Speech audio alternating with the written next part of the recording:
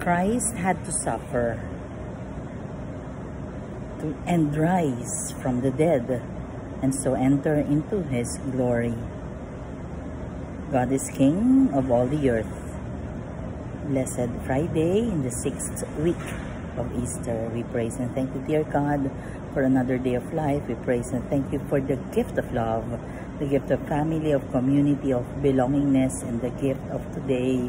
Salamat po, Panginoon, sa panibagong araw. Nagising pa kami ngayong araw na ito. In today's Gospel, according to St. John, we are being reminded about what Jesus is telling us bago siya pumanik sa Ama is, Amen, amen, I say to you, you will weep and mourn while the world rejoices. You will grieve and your grief will become joy. Parang very ironic, no? Yung iiyak ka pero tatawa ka, or iiyak ka pero masaya ka.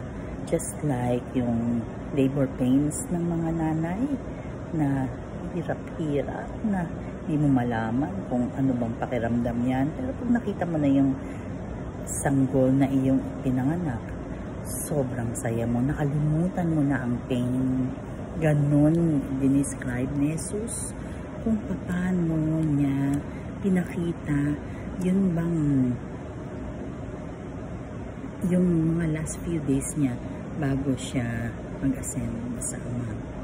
At ano ang sinasabi sa atin? Yung buhay is may joy, may lungkot, merong problema pero masaya. Yung kahapon, I remember I was telling my colleague na, alam mo, dami kong iniisip. Pero when you ask me ano iniisip ko, hindi ko alam kung ano iniisip ko. Nangyari na ba sa inyo yun? At bigla ko na-realize na patawa ko sa sarili ko. Ano ba ako? Sira ulo ba ako? Ang dami kong iniisip. Pero, ano ba talaga yung iniisip ko? Pero palagi ko sinasabi, I surrendered everything to God.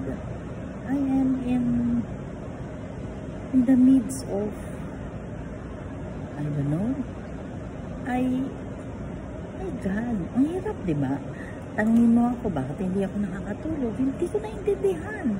Ano ba talaga yung gusto kong gawin sa buhay ko? Hindi ko din alam. Am I getting too old? Is this the result of being a senior citizen? Or hindi ko din naintindihan? Basta,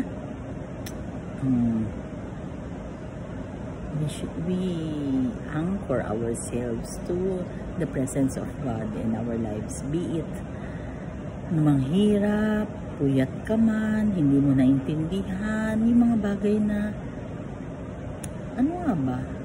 Ano na nga ba? Ano ba talaga?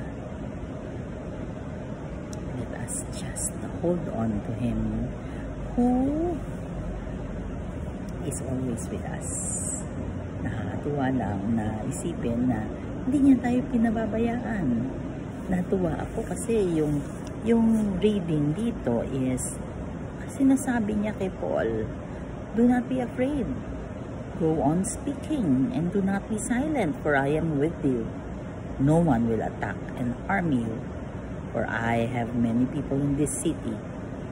Parang, sige lang, magsalita ka. If it pertains to God, and so be it. Hayaan mo sila. Kung madami ang bumabati ko sa'yo, marami yung ayaw sa'yo, hindi mo naman talaga mapiplease ang lahat eh.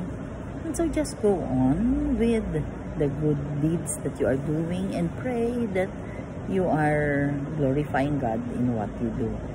Kasi nandun na ako eh. Nandoon na ako sa stage na madaming may ayaw sa akin, but I continuously do what I do, and I ask God to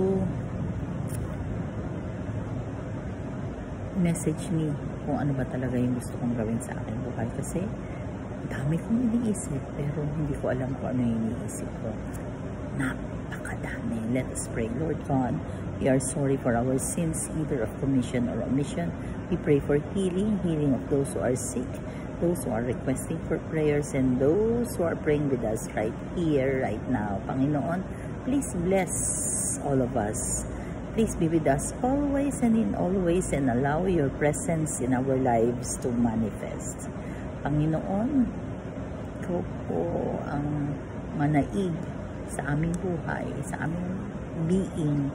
Hindi po namin kaya without you. So please stay with us and allow your presence in our lives to manifest. All this we pray in your mighty name through the intercession of our blessed Mama Mary. Amen.